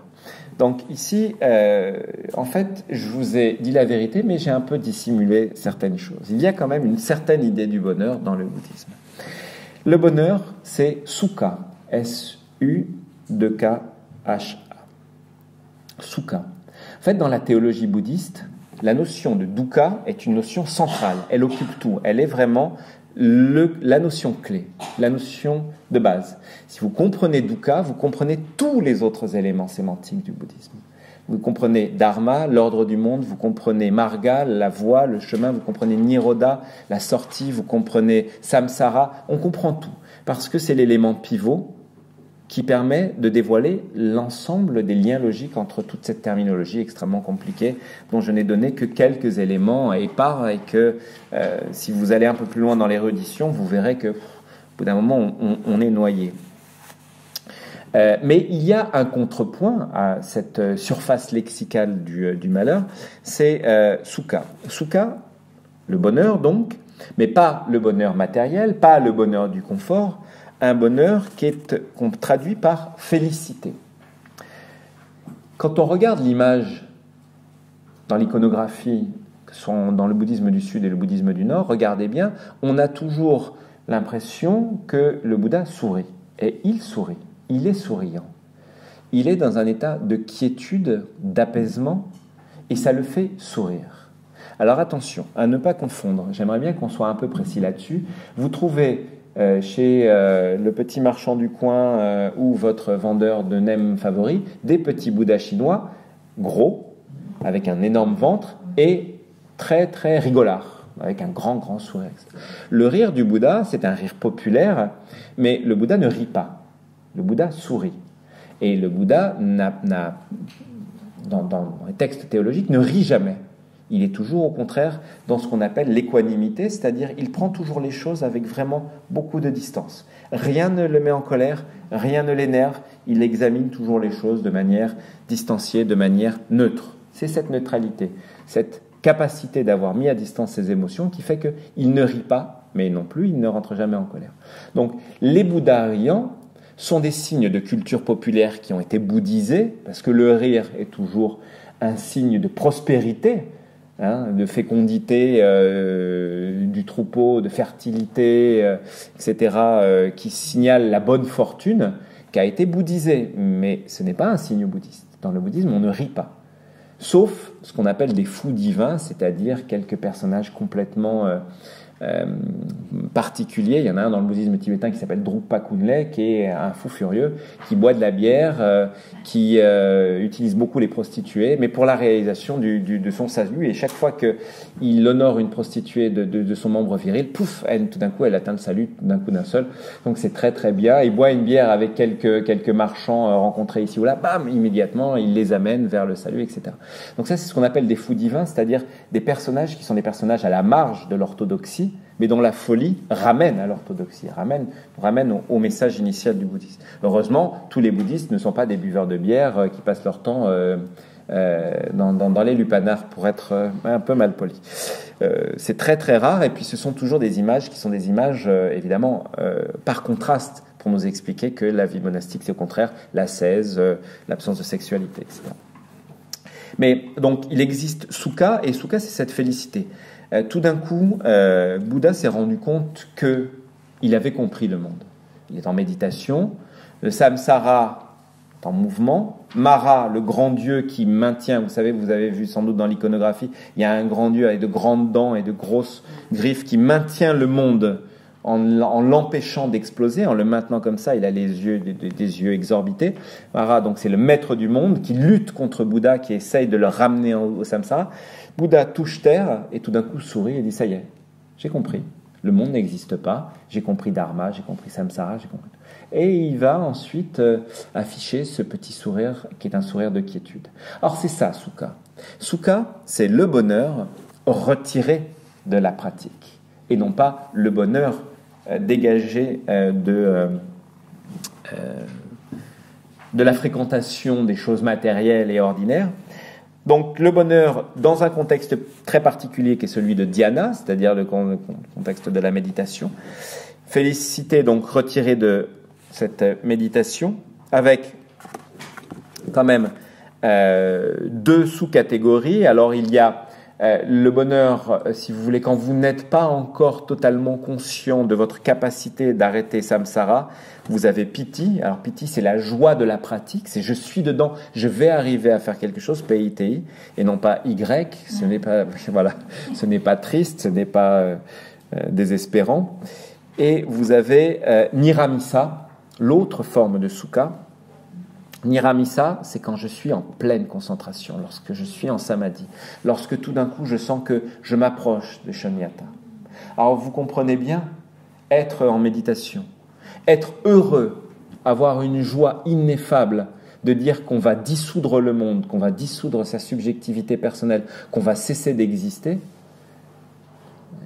Il y a tout un tas de gens qui, avant que le bouddhisme devienne à la mode, à partir des années de contre-culture, après la deuxième guerre mondiale, dans le mouvement beat, puis après dans le mouvement hippie, puis après l'absorption du bouddhisme par la culture mainstream, la culture officielle. Donc à partir des années 1980, tout d'un coup, on n'est plus hippie pour pratiquer du bouddhisme, n'importe qui peut le faire, et puis maintenant c'est devenu un objet véritablement incorporé dans nos pratiques ordinaires, pour la diète, pour le bien-être, pour tout un tas d'autres techniques qui ont été absorbées. Initialement, on a quand même quelque chose qui est véritablement à l'opposé de nos conceptions occidentales du salut, de la joie, du bonheur, de la félicité. Parce que être heureux de dissoudre le monde, c'est en quelque sorte être heureux d'affronter la mort, mais pas la mort individuelle telle qu'on la conçoit, c'est la mort du monde. Mais pourquoi ? Parce que la mort du monde, c'est le sens du cosmos, c'est le sens de l'univers. Il faut qu'il s'arrête le monde. Donc c'est la raison pour laquelle tout un tas de philosophes, et encore maintenant, continuent à disséquer ces textes bouddhistes qui nous expliquent savamment que on va être heureux quand le monde s'arrêtera. Alors il ne faut pas le précipiter, il ne faut pas le détruire, ni détruire le corps, ni détruire le monde. Le bouddhisme n'est absolument pas une religion destructrice, une religion d'une violence organisée. Même si de temps en temps on peut avoir recours à la violence, et notamment je pense à ce qui s'est passé lorsque au Sri Lanka la rébellion tamoule a été matée par les armées bouddhistes. Les moines bouddhistes étaient fermement derrière leurs militaires en disant allez écraser les Tamouls du Nord. Et pourtant on est en pays bouddhiste, enfin un pays pas à dominante mais à composante bouddhiste forte. Donc il y a quelque chose qui est de l'ordre d'un bonheur qui est un bonheur de la destruction, mais un bonheur de la destruction du monde par l'esprit. Si on comprend cette équation étrange de la philosophie bouddhiste, on comprend pourquoi la souffrance, c'est le monde ici, et le bonheur, c'est non pas là-bas, parce qu'il n'y a pas de monde là-bas, c'est plus de monde du tout. Donc nous vivons avec cette idée que il faut accepter la souffrance. Alors tout ça c'est très très bien, je vous raconte des histoires qui sont assez jolies, tirées d'un certain nombre de lectures et un certain nombre de textes. Revenons maintenant à la réalité. Les idéaux bouddhistes s'appliquent-ils aux sociétés ? Sous quelle forme ? Et est-ce que ça marche ? Parce qu'il faut quand même se poser cette question-là. Il ne suffit pas de dire « Ah ouais, il y a des moines bouddhistes qui sont vachement sympas, etc. » Bon, le monde bouddhiste et le monde occidental, j'ai repris un certain nombre d'éléments. Donc, de quelle souffrance est-il question dans le bouddhisme ? Et si le bouddhisme guérit quelque chose, que veut-il guérir ? Il veut guérir quelque chose du point de vue, une fois de plus, de la théologie et de la philosophie. Il s'applique aux soins à l'échelle des individus, des sociétés. Il s'applique aux soins également de l'esprit et du corps. Je reviendrai sur cette dichotomie parce que le bouddhisme est jusqu'à un certain point quand même un manichéisme. Il ne pense pas, il pense une convergence entre le corps et l'esprit, mais il ne pense pas une unité complète. Il y a séparation de l'organique avec les mécanismes mentaux. Et donc cette capacité qu'a le bouddhisme de soigner les individus, les sociétés, le monde, demande quand même à être relativisée par rapport à cette signification de la souffrance. On est véritablement dans une scripturalité, ici, dans l'autorité du texte. À cause cosmique, réponse cosmique. Okay ? Et le passage par le monde n'est qu'un passage par, nous allons nous rentrer en méditation. nous allons arrêter le monde. Et donc tout ce qui est de l'ordre de l'extension, au-delà de cette intention, une intention théologique, une intention philosophique, c'est quelque chose qui est de l'ordre de l'appropriation du bouddhisme hors de son cadre. Okay, lorsqu'on dit on va utiliser le bouddhisme par exemple pour régler les problèmes d'inégalité économique, c'est très à la mode actuellement, de problèmes d'écologie, puisque la pauvreté est un idéal de l'ascétisme bouddhique, pourquoi alors ne pas l'appliquer et faire en sorte que les questions écologiques soient partiellement, jusqu'à un certain point, résolues par cette voie? C'est pas stupide. Le bouddhisme étant une religion qui est une religion visant à ne pas détruire le monde, puisqu'il va se détruire par l'esprit. Évidemment, on n'a pas le droit de tuer, ça fait partie des vœux de base de nous, Upashaka, les laïcs, mais aussi des moines, des bhikshus, donc on n'a pas le droit de tuer. Donc évidemment, le végétarisme bouddhiste, qui est très très à la mode actuellement, vient de là. Mais faites attention à ça, dans les pays bouddhistes, on n'a pas le droit de tuer, mais on a le droit de manger des animaux morts. L'intelligence des pays bouddhistes, c'est de trouver des bouchers musulmans qui vont tuer à leur... tuer à leur place. Évidemment, pas tout, mais tuer à leur place. Et lorsque, fermement campé sur mes convictions que, les bouddhistes français n'avaient pas cessé de me raconter qu'ils étaient végétariens, voire végétaliens et autres déclinaisons tout à fait particulières, je me suis retrouvé, moi, au nord du Népal, dans un monastère tibétain, et que je vois arriver une carcasse de yak qu'ils avaient fait cuire façon de parler, qu'ils avaient laissé 6 mois gelé sous la glace. Vous savez, c'est le bon moyen de pouvoir le rendre sec, la dessiccation par le froid. Alors évidemment, il n'y a plus de vermine dessus. Et quand la carcasse est arrivée, donc je vois tous les moignons qui se jettent dessus en croquant des gros morceaux comme ça, de ce qui était dur comme du bois et aussi goûteux que, la vieille carne de vache, quoi. C'était vraiment insupportablement dégoûtant, et voir cette espèce de frénésie autour d'une carcasse de yak. Les jeunes moignons étaient vraiment... ils ne l'avaient pas tué. Ils avaient, jusqu'à un certain point, le droit de manger. Et la règle du végétarisme bouddhiste, c'est ça. On n'a pas le droit de tuer pour manger, mais si quelqu'un d'autre le tue, il y a quand même des moyens etc. On n'a pas le droit de demander aux voisins de tuer quand même l'animal. D'accord ? Mais bon, pas des carnassiers non plus trop dans le bouddhisme. Bref, donc il y a un régime bouddhiste qui est supposé participer de la réduction de l'empreinte écologique en disant puisque les bouddhistes ne mangent pas de viande et que l'une des causes de l'empreinte écologique, de la puissante empreinte écologique actuellement, c'est la consommation carnée. Donc si on adopte un régime indo-bouddhiste, hindouiste et bouddhiste, on va régler le problème. Pas sûr que ça se règle aussi facilement, mais voyez que ce genre de petite ou grosse solution, utiliser le bouddhisme comme modèle substitutif pour l'écologie, l'économie, la réduction des inégalités nord-sud, etc., etc.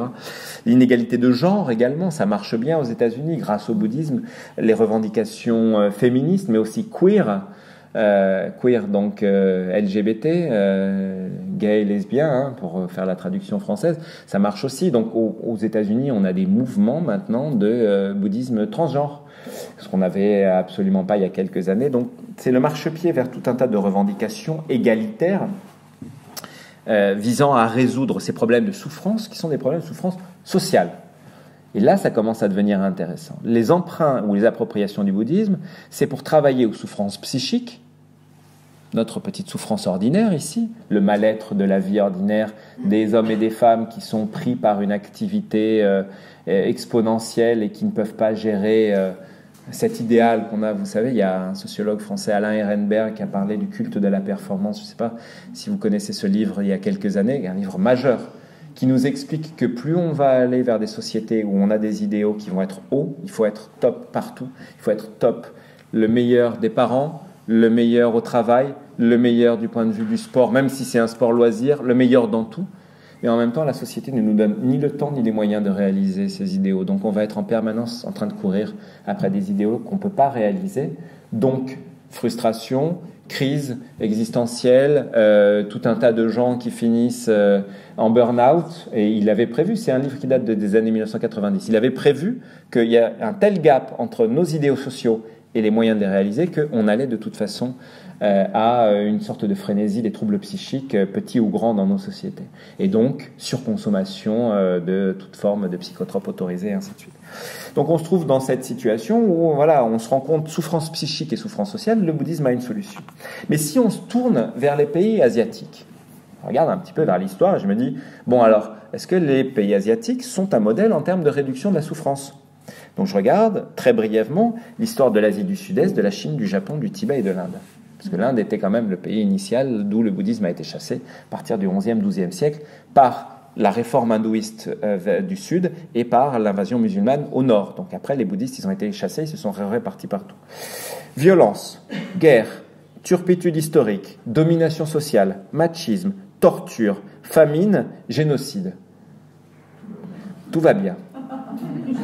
Et jusque-là, tout va bien. Je vous signale quand même que le bouddhisme est arrivé aussi en France via les Bodh People et que les Bodh People étaient, quand même d'Asie du Sud-Est, étaient supposés venir de pays où on nous explique la réduction de la souffrance, l'équanimité, etc., etc. Donc on se rend compte en fait qu'il existe quand même une sorte de décalage entre l'idéal scripturaire, l'idéal théologique du bouddhisme, réalisé dans certains contextes, et son arrière-plan social, où finalement cet idéal d'harmonie, cet idéal de temporisation des émotions, cet idéal de réduction des sources de la souffrance, la conflictualité sociale d'un côté et la pression psychique sur les sujets individuels de l'autre, n'est absolument pas réalisé. Et même certains ont pensé qu'il y a quelque chose d'assez paradoxal dans les pays hindouistes et les pays bouddhistes. On va les mélanger ici pour l'analyse, pour réfléchir là-dessus, avec le concept qui était le concept très très utilisé par Gandhi, mais aussi par Tagore et tout un tas de grands penseurs de l'Asie du Sud et du Sud-Est, le concept de Ahimsa. Ahimsa, la non-violence. Vous savez, la résistance non-violente. Un moyen de résister à ces désordres sociaux et qui entraînent de la souffrance. Et il y a pas mal de penseurs qui se disent, mais regardez ce qui se passe dans les pays asiatiques. Lorsqu'il y a une manifestation en Corée, tout le monde va dans la rue et ça finit dégénéré. La moitié de Séoul est mise à feu et à sang. Lorsqu'il y a place Tiananmen aussi, bon, c'est pas totalement bouddhiste parce que c'est un pays confucéen et taoïste également, mais il y a une composante bouddhiste forte. Lorsqu'il y a une manifestation publique, tout d'un coup, il y a un bain de sang. Au Sri Lanka, l'histoire du Sri Lanka n'est pas particulièrement caractérisée par sa pacification. Au contraire, depuis 2009, ça va mieux, mais ça a été quand même relativement violent. Et prenez la manière dont toute l'Asie du Sud-Est s'est embrasée, c'est quand même assez étonnant. Et depuis très longtemps, ce sont des pays qui sont des pays où la conflictualité inter-État ou inter-royauté, si vous voulez, et la conflictualité sociale est forte. Alors certains en sont arrivés à penser, je ne l'invente pas, hein, il y a tout un tas de gens qui ont ouvert ce débat il y a quelques années en se disant, mais est-ce que finalement ces philosophies de la paix intérieure ne sont pas des réponses à une violence sociale permanente? En disant que peut-être que, j'exagère, hein, peut-être que les pays asiatiques sont tellement violents dans leur forme qu'ils ont sécrété des philosophies religieuses qui étaient des philosophies de pacification pour pouvoir s'équilibrer. Donc je caricature un peu le modèle d'analyse, mais on se pose la question de savoir dans quelle mesure ces formes de l'intériorité, ces formes de la pacification, ces formes de la stabilisation de la souffrance psychique et sociale n'étaient pas justement des réponses à des conditions qui n'étaient pas des conditions contingentes, qui n'étaient pas des conditions accidentelles. La guerre, elle a existé depuis très longtemps dans les pays bouddhistes et elle est un élément récurrent, voire presque permanent. D'ailleurs, Ashoka, le grand roi du nord de l'Inde, qui a converti le nord de l'Inde et converti une grande partie de l'Inde au bouddhisme, était lui-même un roi guerrier, conquérant, et qui avait versé le sang de milliers de militaires tués, les siens et ceux des pays qu'il avait conquis, au fait des royautés ou des principautés qu'il avait conquis. Et la légende dit que à l'occasion d'une bataille particulièrement sanglante où il y avait plus de sang que de corps, et donc c'était un véritable carnage, Ashoka aurait eu cette conscience que finalement son œuvre était une œuvre destructrice et il se serait converti au bouddhisme. Ça, c'est ce que racontent les bouddhistes en fait. La réalité, c'est que comme tous les rois à cette époque-là, il avait son moine bouddhiste et puis tout un tas de gens autour de lui qui venaient lui donner des conseils philosophiques, religieux. Et dans la cour des grands rois asiatiques, il y avait toujours des gens issus de différentes traditions. Il y avait même des nestoriens chrétiens qui ont été chassés d'Europe sous la pression d'un christianisme qui était en train de se de se crisper, de se cristalliser. Donc, on voit bien qu'il y a ici toute la question de la conflictualité, et puis cette opposition, cette distinction qui existe entre la question de la souffrance en contexte asiatique, sans insister trop non plus sur les différences culturelles, en disant « Ah, regardez ce qui se passe là-bas, ce ne se passe pas exactement comme ça se passe ici », mais quand même, au risque de l'exagération, entre donc ces éléments de conflictualité sociale et ces éléments de souffrance individuelle qu'on trouve dans l'histoire des sociétés bouddhistes, d'un côté, et les appropriations modernes, occidentales, qui sont celles donc d'un bouddhisme qui, très très dilué, est devenu une sorte de recette du bonheur ordinaire, recette du bien-être, et la réduction du mal-être, ce qu'on pourrait appeler la bobologie ordinaire, ah je ne vais pas bien, ma petite mélancolie, etc., etc. Ou pour un mouvement qui est un mouvement de fond qui nous vient des États-Unis, qu'on appelle le bouddhisme socialement engagé, qui est là un vrai engagement social. Alors c'est curieux, ça ne prend pas en Europe, ça prend bien aux États-Unis, ça ne prend pas en Europe. C'est-à-dire les bouddhistes se lancent sur véritablement de l'œuvre sociale, de l'action sociale. Ils sont dans les rues, ils vont vers les pauvres, ils vont vers les déshérités, etc. Ils font tout un tas de travail de reconstitution des liens communautaires. Ils le font d'autres religions sous nos latitudes, hein. Mais ça ne prend pas vraiment ici, parce qu'on est encore dans un bouddhisme un peu égocentré, un peu individuel, un peu, etc. Donc un bouddhisme des petits bobos qui vise à réduire le stress, mais est aussi un bouddhisme qui est cette nouvelle méthode de management, de coaching, etc., individuel, qu'on trouve dans la presse féminine. Ah si, quand même, ça vous fait un peu rire. Très bien. J'espérais... vous avez vu, j'ai baissé la tête, je me suis dit là, je vais en prendre plein les oreilles. Mais oui, on trouve beaucoup dans la presse féminine quand même.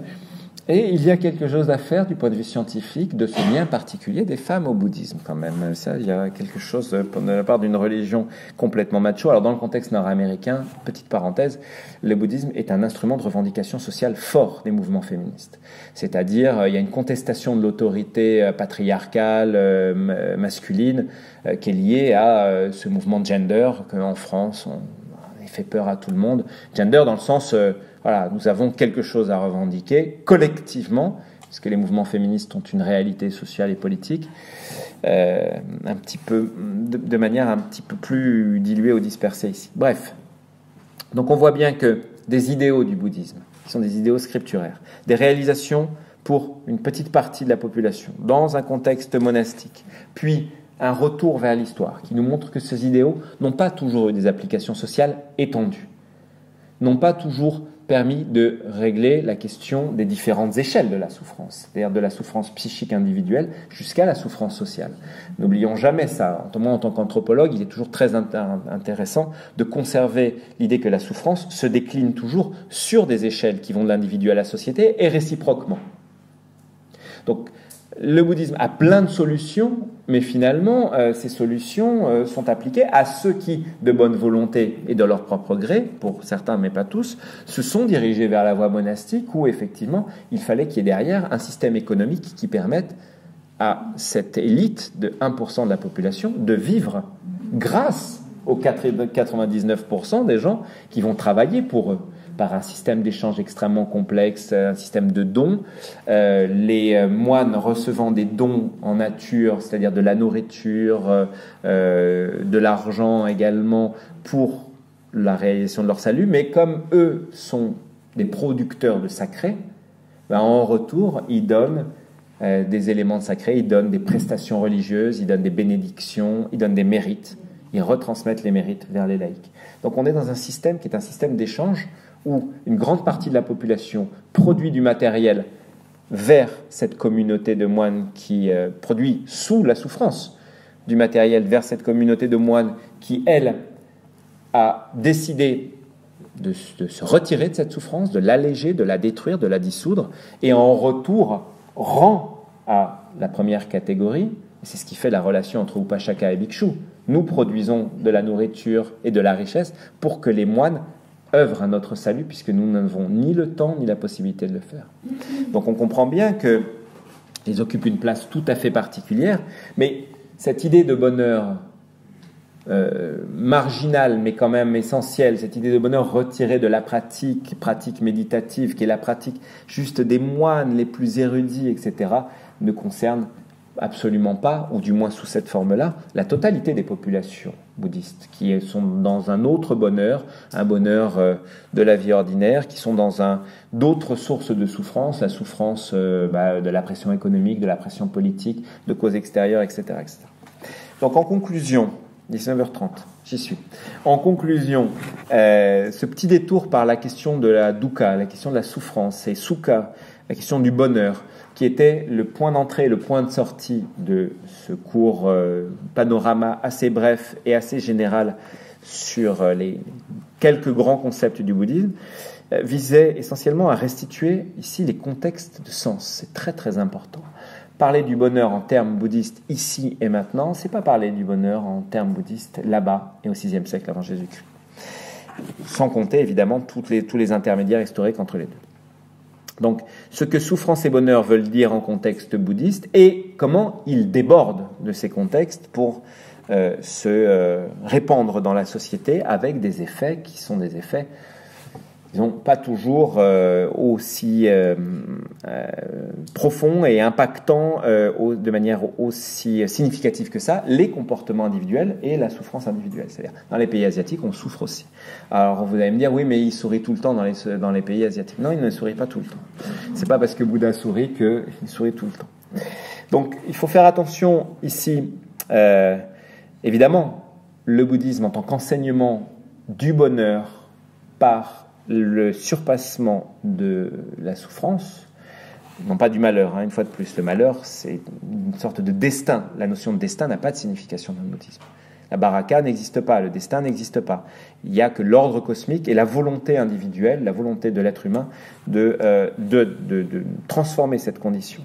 Mais il faut quand même éviter l'interprétation, la surinterprétation, c'est-à-dire le barbarisme, d'interpréter le bonheur bouddhiste en termes occidentaux modernes ou hyper-modernes, et éviter également la deuxième chose, l'anachronisme, c'est-à-dire la projection rétrospective de nos conceptions sur les choses qui ont été formées il y a très très longtemps. Dans tous les cas, on voit bien que le bouddhisme est une tradition du bonheur par défaut et une tradition de la souffrance par excès, a évidemment toujours restitué dans son environnement, dans son contexte de signification, mais qui a conservé en 2500 ans quand même une relative actualité. C'est la raison pour laquelle on peut suivre les grands historiens des religions, et j'en ai fini là, les grands historiens des religions qui nous disent que quand même le bouddhisme, même si il ne fait que 400 millions de personnes, c'est pas le milliard et quelques d'autres grandes traditions, les religions chinoises, l'hindouisme, etc., sans compter les monothéismes, les deux grands monothéismes qui se partagent actuellement l'affiche des grands espaces démographiques du monde tel qu'on le vit actuellement. C'est quand même une grande religion qui s'est intéressée, grande religion, grande dans le sens de sa contribution à la civilisation humaine et son attention portée à quelque chose qui est fondamentalement anthropologique, ici entendu au sens philosophique, c'est-à-dire cette capacité qu'on a de sécréter de la joie, mais sur un arrière-plan quand même de souffrance qui ne nous quitte jamais. Voilà. 19h34, je suis ouvert à vos débats, discussions, attaques, critiques, contradictions et autres.